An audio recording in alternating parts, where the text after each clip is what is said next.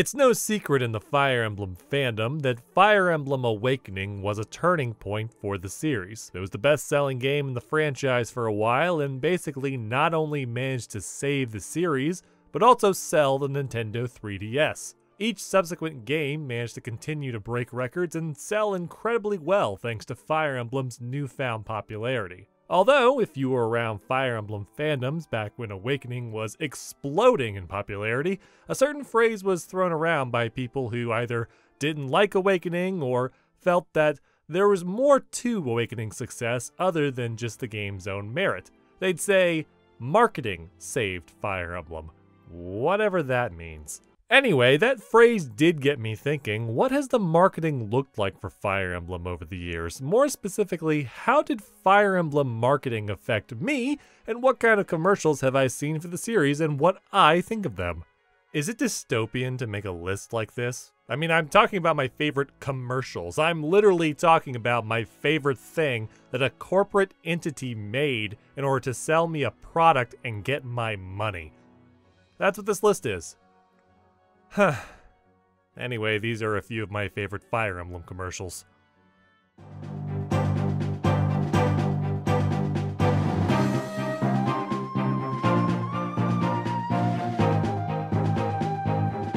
The OG Fire Emblem was a game on the Famicom, and as far as stories was, it went with your typical mythologically inspired epic. Mars was a blue-haired prince. No, wait, no, that's not right. Marth was a noble prince who was one of the best characters in Super Smash Bros. No, wait, hold on, that's still off the mark. Marth was the noble prince who was setting out to defeat an evil sorcerer and save his kingdom, and then a dragon gets involved. Yeah, alright, that one sounds right. But how do you make a commercial for a game where you're playing from the point of view of a prince trying to retake his kingdom while building up an army made up of various individuals who will help you in your quest? What medium is best suited to portray such a tale of such epic proportions on an 8-bit scale? Well, the opera, of course!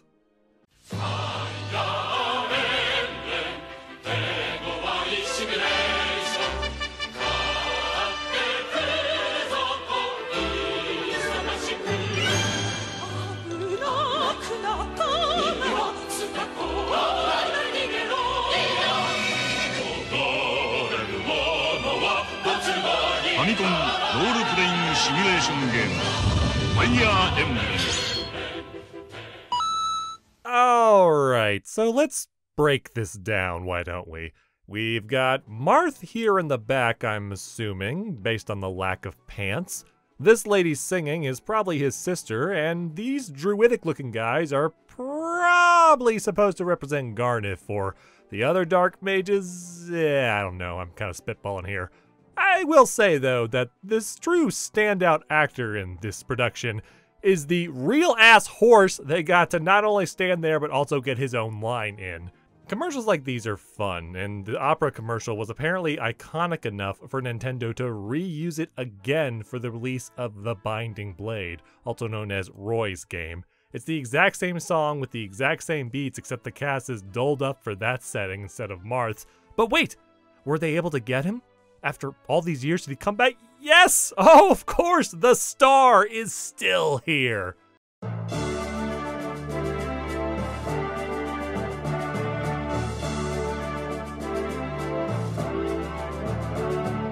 Alright, let's stop messing around. As soon as you realized this was a Fire Emblem commercial video, you knew this was going to be on here. I mean, how could I not? How could I not choose the most iconic Fire Emblem commercial known to man?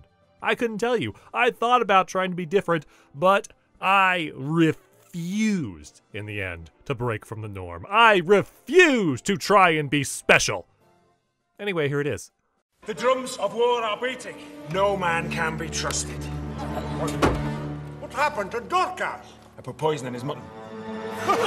Build an army. Trust nobody. Fire Emblem. Only on Game Boy Advance. Rated everyone. Game Boy. Classic meme material. So here's some important context from this commercial that I'd like to remind you all of.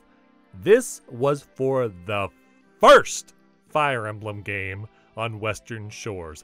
Literally, the only thing that we knew about this game at this point was that Marth and Roy were supposedly from it, and those of us that had played Advance Wars and read Nintendo Power knew that it sorta looked like the former when put side by side.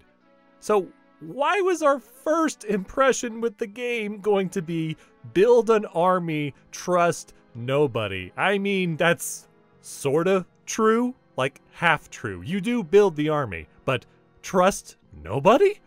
These games are all about trust. It's a literal mechanic. I think it's worth noting that this commercial is also not an outlier. Nintendo has always had some really weird advertising campaigns, from completely abstract to downright disturbing to slogans that made my middle school self giggle. It really makes me wonder if Nintendo is actually making these commercials with their own advertising resources, or if they're just tossing some generic information to a third party and telling them to go nuts. I tried to go down a rabbit hole to confirm this, but I couldn't find anything.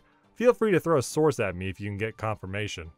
Back to Fire Emblem though. Everyone always talks about the Western version of this commercial, but have you ever wondered what the Japanese version of the commercial looked like? Is it similar at all? Well, wonder no more. Take a look. Game Boy Advance.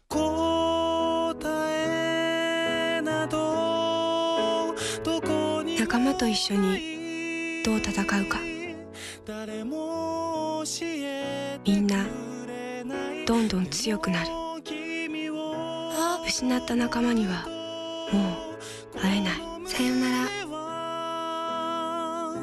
ファイヤーエンブレム烈火の剣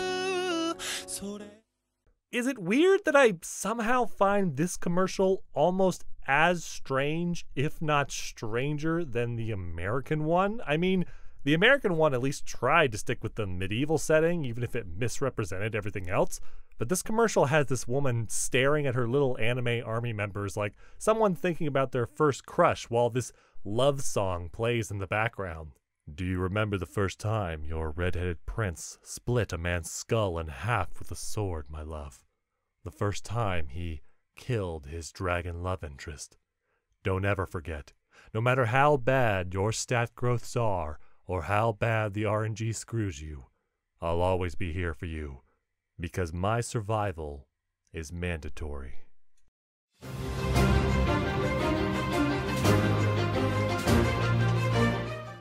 Back in 2017, Nintendo brought the series of Fire Emblem into the world of mobile games, specifically gacha-styled games. It makes sense when you think about all the elements at play here. You've got a huge cast of characters to choose from, many of them exuding anime attractiveness, and Fire Emblem in general had been gaining a lot of popularity in recent years. Of course Nintendo was going to capitalize on that. So they released Fire Emblem Heroes, and lo and behold, the game made them money hand over fist. You could roll the dice to try and get one of your favorite units, but you'd probably just end up with a bunch of duplicates of the same guy who you are fond of normally, but damn it, Bartrey, I grew so sick of seeing your dad's stash quite quickly back when this game first came out. One event of note that Fire Emblem Heroes holds every year is known as Choose Your Legends. It's a popularity contest where, for a limited time, you could go to the game's website and vote for your favorite male and female character each day. At the end of the voting, the first and second place winners for the male and female categories would end up getting special versions of themselves put into the game. And to wrap it all up in a beautiful little bow, you'd also get to choose which of these special units to automatically receive for free. No gachapon, no paywall, you log in, pick who you want, and you get them. It was a big deal. Now, due to the nature of all this, Choose Your Legends has a tendency to turn into a bloodbath amongst fans of the series online. The eternal war of longtime fans versus newer fans, and warring over which characters deserve to win versus who is more popular. Games with more recent releases tend to get more votes than the older games, something especially prevalent in the last year's Choose Your Legends, where all 4 winners were characters from 3 houses. And even carrying over to this year, where amazingly and hilariously, the winner of the male bracket was the Gatekeeper from Three Houses. An NPC won this popularity contest over the original series hero and mascot, Marth, almost doubling his count even. I'm sorry. I'm so sorry to all you Ride or Die Marth fans, but this is hilarious. This is the funniest freaking thing that has happened this year so far to me, and I cannot wait for Gatekeeper to be put in the game. Anyway, that's just Choose Your Legends in recent years. The first year that the game was out left us curious just as to what the result of the event was going to be. Nintendo must have also foreseen that the prospect of getting a free, powerful unit would attract newcomers to the game during this time period, because in an unprecedented event, they produced a live-action commercial featuring the 4 winners, Lynn, Lucina, Ike, and Roy. And unlike the other commercials on this list, it was actually, unironically, pretty good.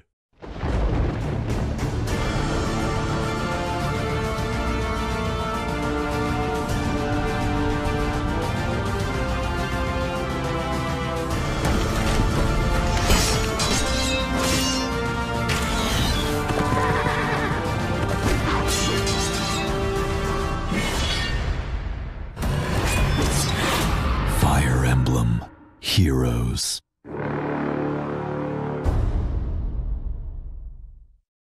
And this is only a segment of the whole spot. I have the full video linked in the description, but this was just a really cool idea, and unfortunately it was never revisited for the following Choose Your Legend events.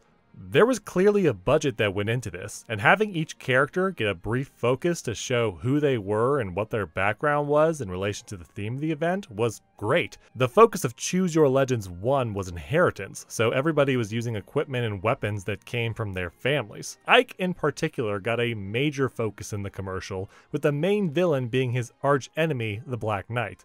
If I had to give criticism, I'd say the Black Knight looks a little goofy with his giant helmet, but that's how it is in the game, and it didn't really take away from what was going on, so whatever.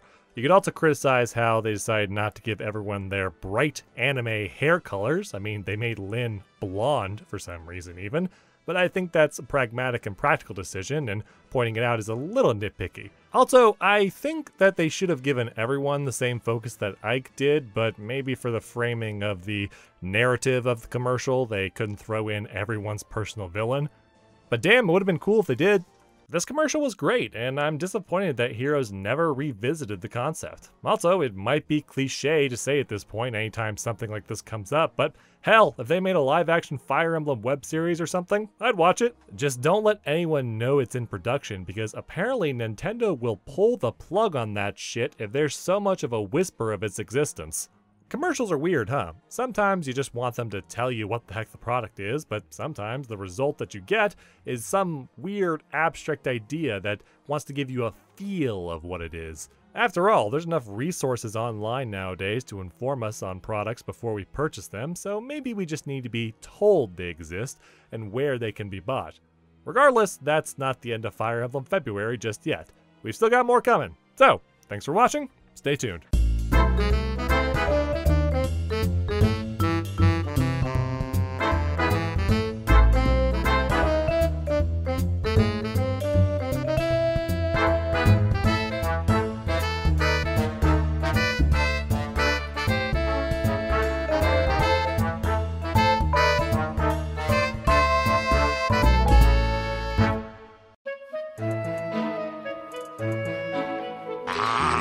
Look, Marianne!